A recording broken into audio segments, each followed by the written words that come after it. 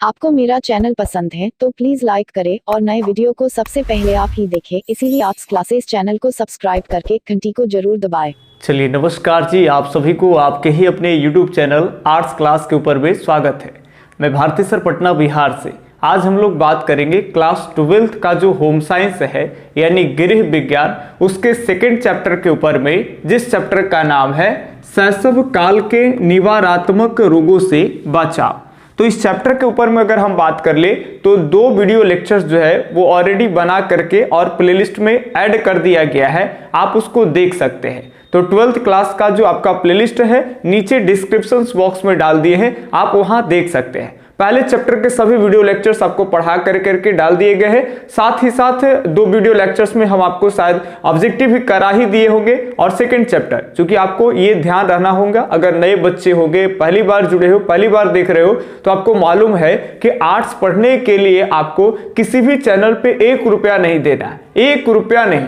अब ध्यान रखेंगे, आपको यहाँ सभी जो सब्जेक्ट है आर्ट्स के, उसके जितने भी चैप्टर्स है, उसके सभी चैप्टर के एकदम सीरीज से आपको वीडियो लेक्चर्स और साथ ही साथ ऑब्जेक्टिव, ये हमारे चैनल पे आपको फ्री मिल जाएगा। इसके लिए आपको 1 रुपया देने की जरूरत नहीं। स्क्रीन पे जो नंबर चलते हैं वो केवल 99 रुपया और 51 रुपया अगर देखे होंगे तो वो जो केवल ऐड है सर, वो है ऐड तो केवल और केवल पीडीएफ के लिए, कि आप हर चैप्टर का सब्जेक्टिव भी लेना चाहते हैं, महत्वपूर्ण बातों को नोट्स के फॉर्म में सब्जेक्टिव और ऑब्जेक्टिव, तो उसके लिए आपको एक सब्जेक्ट का 51 रुपया पे करना होगा। और अगर तीनों सब्जेक्ट लेना चाहते हैं तो 99 रुपया। उसमें प्रमुख बात क्या है कि हम केवल आपको 99 रुपया में या 51 रुपया में केवल ऑब्जेक्टिव और सब्जेक्टिव का पीडीएफ देके नहीं छोड़ देते हैं। आपको आप जितना, जब तक आपका एग्जाम ना हो जाए तब तक आपको कोई भी समस्या आते हैं किसी भी सब्जेक्ट के किसी भी चैप्टर से लेकर करके, तो आप डायरेक्ट हमसे जुड़ सकते हैं। ये नहीं है कि ऐप में बस नोट्स ऐड कर दिए, वहां से नोट्स लेके लिख लो, ऐसा नहीं। अगर उससे संबंधित भी अगर कुछ बात आते हैं तो अब एनी टाइम, ऐसा नहीं कि लाइव टाइम हमारा 1 बजे है तो 1 बजे नहीं, आप 3 बजे मन करे तो 3 बजे भी आप व्हाट्सअप कर लो, 4 बजे मन करे तो 4 बजे व्हाट्सअप कर लो, आपको 9 बजे मन करे रात में, सुबह 6 बजे, आप जिस भी टाइम अगर नोट्स बना रहे या पढ़ रहे, समस्या है आप कर देंगे। लगभग टाइम पे हम ऑनलाइन रहते हैं, हम आपको तुरंत क्विकली जवाब जो है देना पसंद करेंगे, ठीक है। तो ये हमारा एक फंडा है। तो चलिए अब हम लोग देखें आज के वीडियो क्लास में। तो पिछले 2 वीडियो क्लास में इस टॉपिक के ऊपर में पढ़ाए थे क्या सर, तो वहां सबसे पहले बताए थे रोग के वगैरह में। इसके अलावा दूसरा जो वीडियो लेक्चर्स आया था उसमें हम चर्चा किए थे कुछ प्रमुख टीके को लेकर करके कि कौन सा टीका बच्चा को किस रोग से बचने के लिए दिया जाता है, और साथ ही साथ जीवाणु से होने वाले रोग जितने भी होते थे उनके, खास करके जो हमारे लिए इंपॉर्टेंट है 12th क्लास में, उन सभी रोगों के बारे में एक झलक आपको दिखाए थे। और आज 2 रोगों के ऊपर में हम लोग देखेंगे, चूंकि ये बहुत ही इंपॉर्टेंट है और एग्जाम में आने की बेहद संभावना रहती है। एक तो कि तपेदिक रोग, आपको प्रश्न ऐसे डालेगा कि तपेदिक रोग के लक्षण और उपाय को लिखे, या फिर आपका दे सकता है हैजा। अगर हैजा से आपको लॉन्ग क्वेश्चन नहीं बनता है तो हैजा से 1 अंक का ऑब्जेक्टिव भी जरूर बनेगा। तो चलिए आज के वीडियो लेक्चर्स में 2 हम लोग रोग के ऊपर में देखते हैं। सबसे पहले अगर हम बात कर ले तपेदिक रोग के, तो यहाँ पे जितने भी लगभग नाम है वो सब नाम हम एक साथ ही लिख दिए ताकि आपको परेशानी ना हो।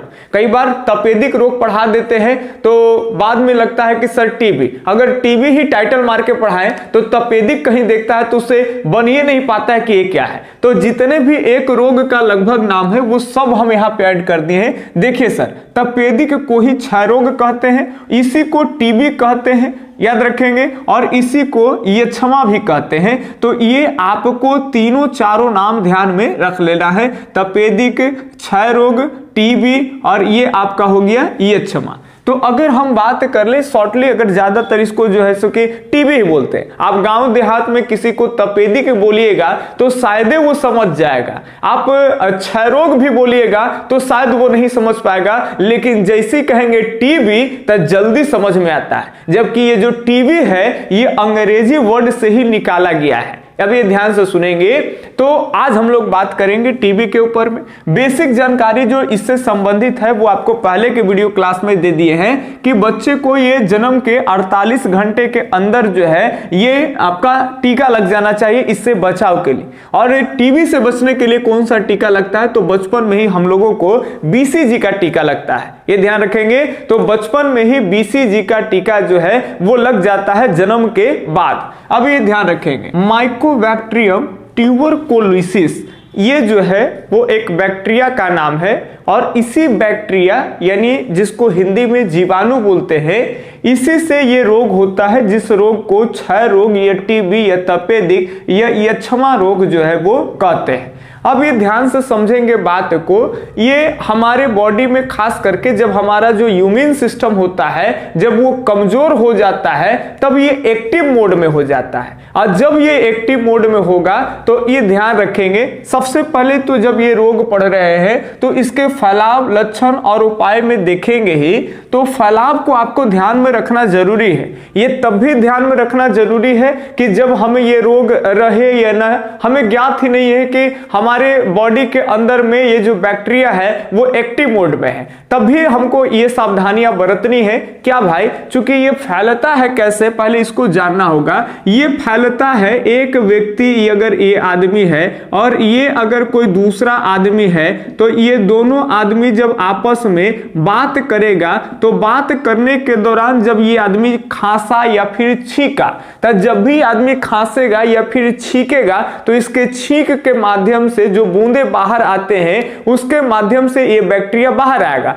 और वो आदमी जो है कि खूब कस के एकदम जैसे कि श्वसन की क्रिया किया, यानी एकदम तीरा। ऐसा थोड़ी ना है कि किसी आदमी के सामने अगर बात करेंगे तो ये जखनी बात करेगा तो हम जो है कि श्वसन की क्रिया बंदे कर देंगे, हम भी तो श्वसन की क्रिया करते रहेंगे। और ये डायरेक्ट वे में जब छींक दिया तो इसके जो बूंदे हैं अंदर के ये बैक्टीरिया आया और हम जब श्वसन किए एकदम पूरा कस के तीरे तो वो हमारे जैसे कि शरीर में फेफड़ा में जाकर के आज चला गया। सर बात ना, तो खांसते और छींकते समय ये ध्यान रखेंगे कि हमेशा रुमाल का इस्तेमाल करेंगे। क्यों भाई, क्योंकि जब रुमाल का इस्तेमाल करेंगे तो ये बैक्टीरिया जो है ये कहीं ना कहीं दूसरे पर्सन को संक्रमित नहीं करेगा। अगर आपके पास रुमाल ना हो तो आप अपने हाथ का इस्तेमाल कर सकते हैं, क्योंकि हाथ का इस्तेमाल करेंगे तब भी कोई ना कहीं कंट्रोल होगा। और हम तो कहते हैं कि आदत ही डाल लीजिए, यदि आपके पास रुमाल ना हो तब भी ऐसे हाथ लगा करके छींकना शुरू कर दीजिए,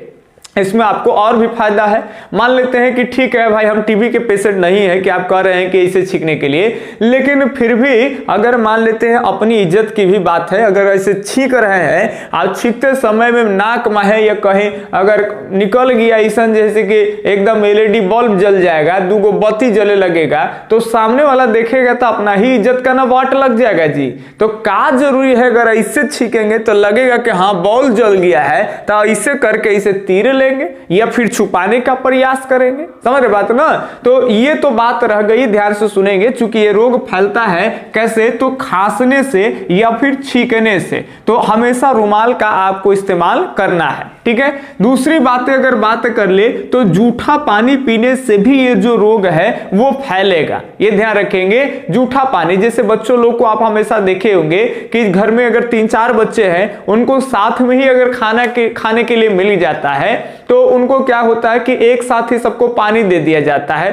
तो सब लोग खा रहे हैं अलग अलग, भले ही थाली में, चाहे हो सकता है एक ही थाली में खा रहे हो और उनको एक ही लोटा में पानी मिल गया है। अब वो खाते खाते कभी एक लोटा का पानी एक आदमी तो पूरा पिएगा नहीं, तो कभी वो आदमी थोड़ा सा पिया उसको छोड़ दिया, अगला आदमी खाते खाते वो या तो सरक गया या तो उसको तीखा लग गया तो वो आदमी लोटा से फिर पीने लगता है। तो अगर जो आदमी एक संक्रमित है इससे, तो दूसरा अगर वो पानी पिया तो इसके बॉडी का जो भी होगा वो संक्रमण यानी जो बैक्टीरिया है उस लोटे में चला जाएगा और उसी लोटे का जल अगर कोई दूसरा आदमी पीता है तो उसके बॉडी में भी चला जाएगा। तो ये याद रखेंगे, जूठा पानी पीने से भी हो सकता है। या फिर आप चुम्बन की क्रिया समझ सकते हैं, जैसे अगर मान लेते हैं कोई लड़का है या कोई लड़की है, दोनों अगर गर्लफ्रेंड और बॉयफ्रेंड जो होता है अगर वो रहेगा और दोनों अपने में चुमा चटी करेगा तो वो में भी ये इधर से बैक्टीरिया जो है उधर ट्रांसफर होगा। यानी अगर लड़का जो है, लड़का में पहले से बैक्टीरिया होगा तो लड़की में, या लड़की में बैक्टीरिया होगा तो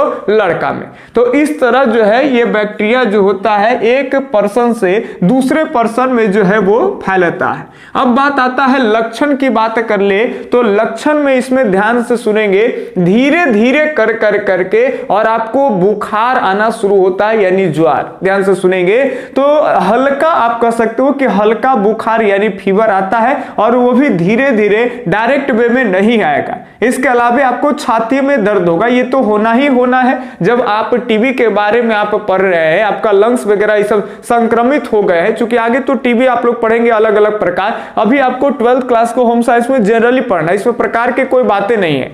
तो हमारा जो लंग्स लगभग प्रभावित हो जाता है।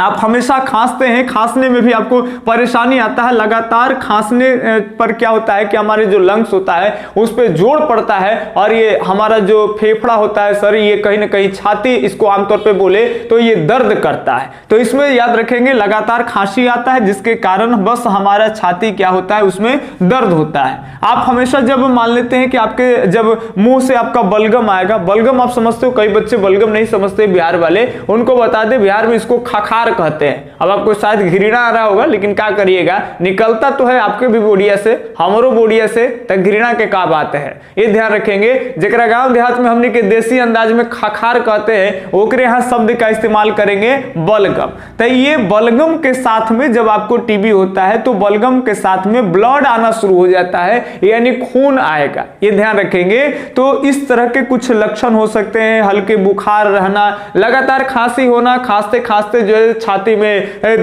दर्द रहना, अगर बलगम आ रहा है तो बलगम के साथ में ब्लड की मात्रा आ जा रही है, तो ये कुछ जो है वो आपका तपेदिक क्षय रोग का क्या है सर, लक्षण है। अब आगे इसके उपाय के ऊपर में सबसे पहले तो आपको होम साइंस पढ़ेंगे तो काफी सारे रोगों के बारे में, अलग अलग तरह के चीजों के बारे में आपको हल्की फुल्की जानकारी होगा यहाँ पे। तो ऐसा नहीं होगा कि आपको खुद ब खुद डॉक्टर ही बन जाना है, आप एक तरह से घर में योग्य महिला आप बन जाएंगे, एक ट्रीटमेंट करने के लिए थोड़ा बहुत उपचार कर सकते हैं। लेकिन कोई भी अगर ध्यान रखेंगे, रोग काहे कितना बड़ा हो या फिर कितना भी छोटा काहे ना हो सके, अगर इस तरह के अगर घर में कोई सदस्य मान लेते हैं रोगी है, या फिर लगे कि इस तरह के रोग से वो संक्रमित है, तो उनको जो है जितना हो सके जल्द डॉक्टर से सलाह ले लेनी चाहिए। एक अच्छे डॉक्टर उस फील्ड में विशेषज्ञ होते हैं, ठीक है। तो आपको ज्यादा कुछ करना नहीं है, लेकिन थोड़ा सा जानकारी रखना बहुत जरूरी है। अभी ध्यान रखेंगे, जब हम इसके उपाय की बात कर ले तो सबसे पहले तो आपको ये ध्यान रखना होगा कि हो सकता है कि बचपन में उनके बीसीजी के टीके जो समय पे लगते हैं वो शायद ना लगी होंगी, क्योंकि इससे इसी रोग से बचने के लिए हम बीसीजी का टीका लगाते हैं। खास करके जब बच्चा जन्म लेता है तो बच्चे के जन्म के तुरंत बाद बीसीजी के टीके लगते हैं। फिर इसके अलग अलग डोज होते हैं, अलग अलग टाइम टेबल के हिसाब से जो डॉक्टर के सलाह में ले ली जाती है। तो बीसीजी का टीका अगर नहीं लगा है तो डॉक्टर से एक बार मिल लेंगे कि क्या अभी इस उम्र में, चूंकि अलग अलग कौन उम्र का बच्चा का होगा ये तो हम नहीं जा रहे हैं ना,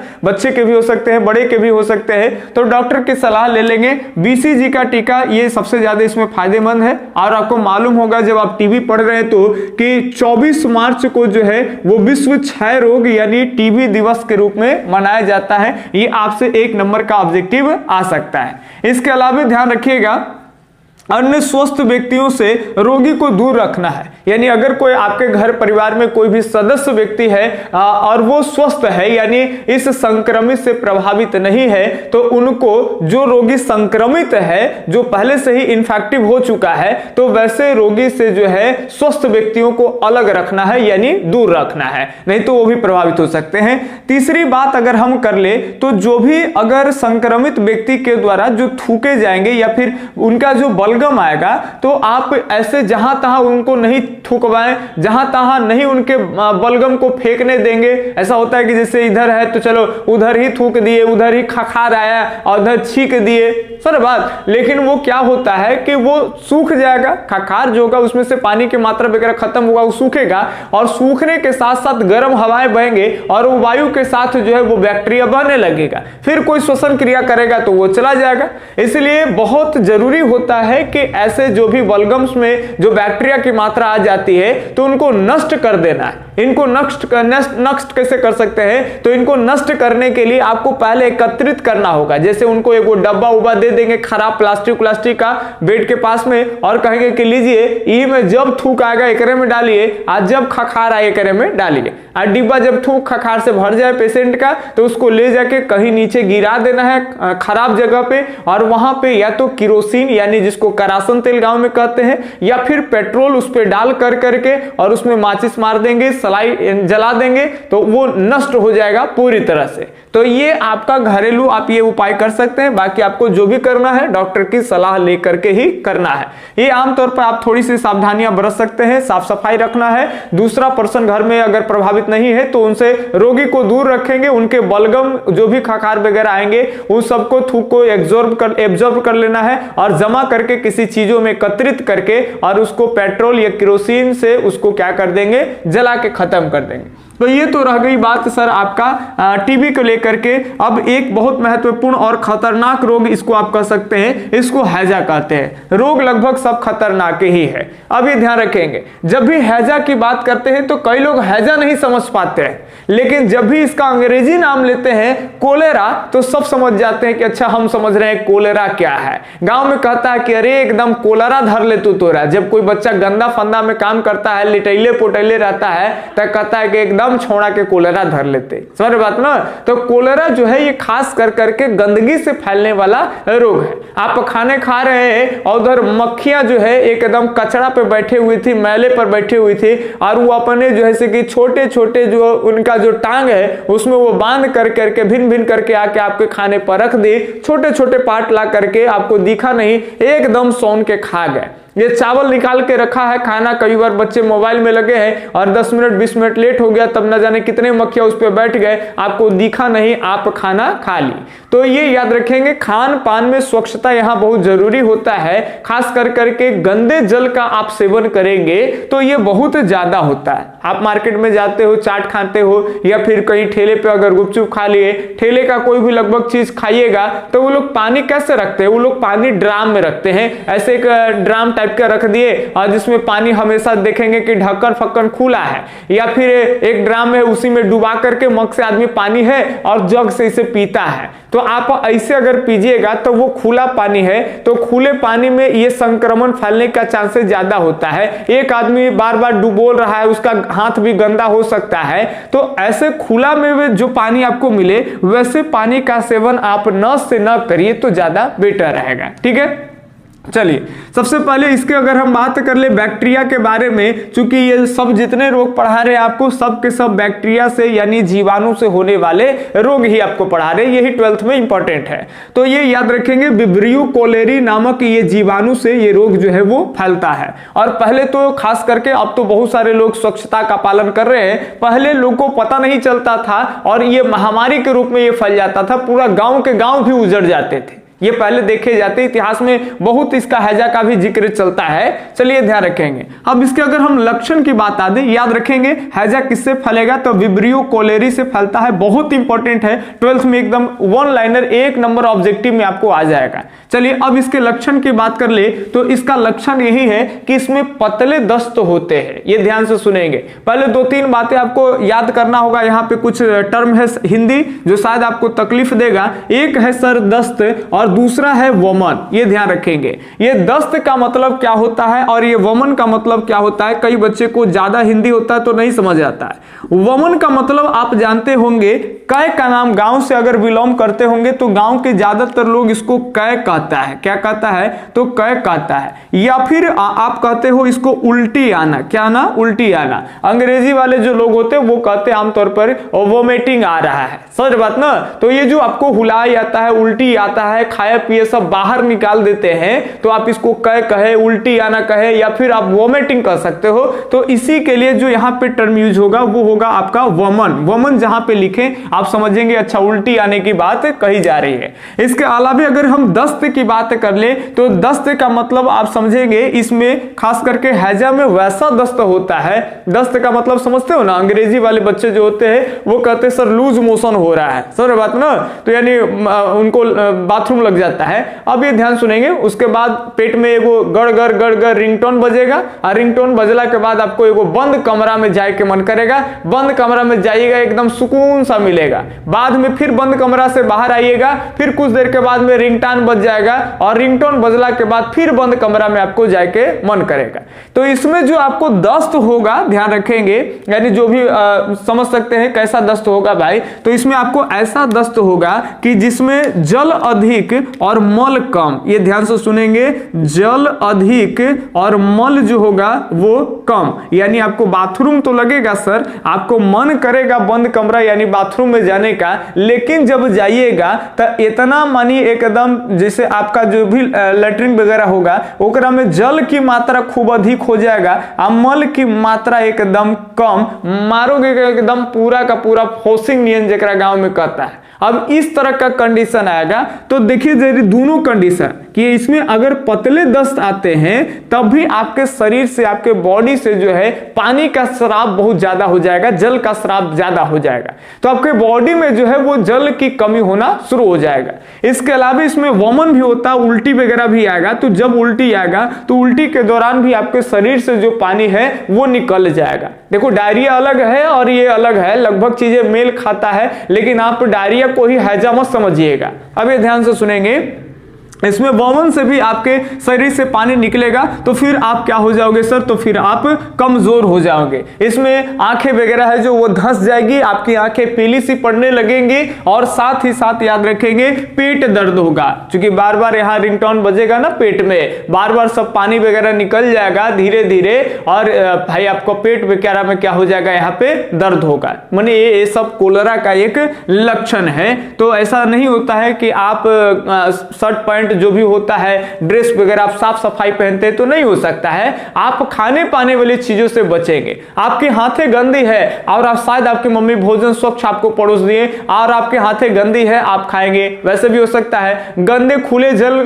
पी लेने से होता है, ये कोल्ड ड्रिंक वगैरह है, अगर उस सब का आप सेवन वगैरह करते हैं उससे पी सकते हैं। बहुत सारे लोग को देखे होंगे कि पानी पूरी खिलाने वाले होते हैं और उसके जो पानी वाला जो होता है डब्बा वो खुला रहता है, उसमें से भरते हैं। कई लोग जो लड़की लोग खास करके होती है, होम साइंस तो खास करके लड़की लोग ज्यादा वीडियो देखती है, वो लोग क्या करेगी, पूरा जैसे कि पानी मांग मांग के घोंटती है एकदम पूरा ले के पानी, अब वो पानी खुला वाला है। तो सावधान रहिए, न तो कखनी रिंगटोन बज जाएगा, बस समझ में आ जाएगा सर बात को।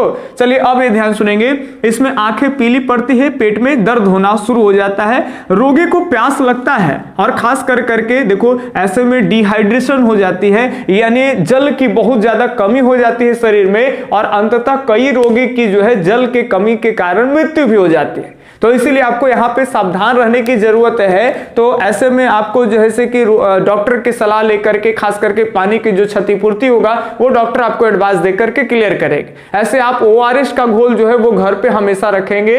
जब भी किसी भी बच्चों को दस्त हो तो वो आप घरेलू नुस्खे में, वो हानिकारक नहीं है, वो ऐसे भी लोग पी सकते हैं। तो उससे पानी का जो स्राव होता है उसका कहीं ना कहीं क्षतिपूर्ति हो जाएगा। ठीक है, चलिए ध्यान सुनेंगे। रोगी को प्यास तो अधिक लगती है लेकिन पेशाब जो आना पहले की अपेक्षा जो है वो थोड़ा कम हो जाता है। तो ये भी याद रखेंगे, हैजा का प्रमुख लक्षण है। तो आपसे हैजा से संबंधित यही 2 प्रश्न पूछे जाएंगे, या तो पूछे जाएंगे कि हैजा के लक्षण को लिखे तो 2-3 लक्षण लिख देना है आपको। इसके अलावा और भी पूछे जा सकते हैं। तो 1 नंबर ऑब्जेक्टिव पूछे जाएंगे कि हैजा किस जीवाणु से फैलता है, तो विब्रियो कोलेरी नामक जीवाणु से फैलता है। एक और पार्ट्स लेके आएंगे जिसमें आपको एड्स रोग के बारे में पढ़ाएंगे और कुछ और चीजें हैं उसके बारे में। जाते जाते एक क्वेश्चन जो हम आपको देते हैं उसको या तो आप कमेंट बॉक्स में लिखेंगे या फिर आप बना लीजिएगा फेयर में। एक क्वेश्चन आप लिखेंगे या फिर आप सुन सकते हैं यहाँ पे, ये वायु से फैलने वाले 2 रोगों के नाम बताइए। आपको ये डायरेक्ट वे में कमेंट में ही करना है, आप चोरी करके करो या जैसे करो,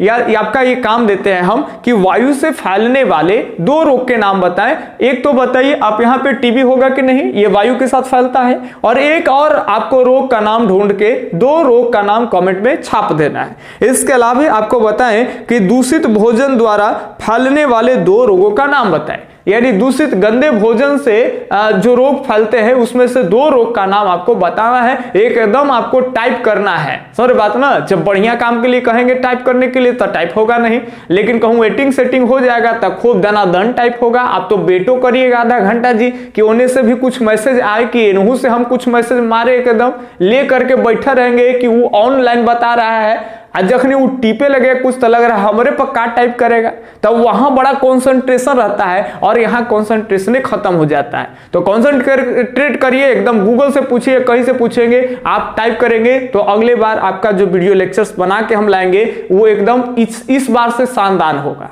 अगर आप नहीं करिएगा तो इस बार से शानदार होने की चांसेस थोड़ा सा कम जाती है। तो चलिए मिलते हैं अब अगले वीडियो लेक्चर्स में, तब तक के लिए धन्यवाद। जय हिंद, अल्लाह हाफिज।